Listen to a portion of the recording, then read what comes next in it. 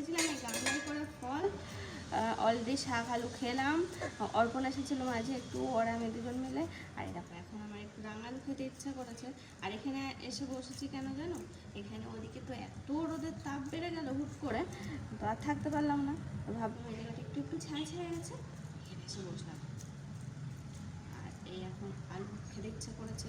জানি এই আলু খেলে কি বলো তো, এই সাইড পুরো লেগে যায় জানো, মানে বেশি চেবানো যায় না, তাও ইচ্ছা হবে। দুপুর হয়ে গেছে, একটু পরে স্নান করবো।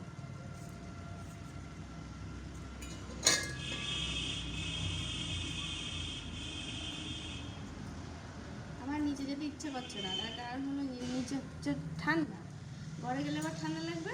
আর উপরে আসছি,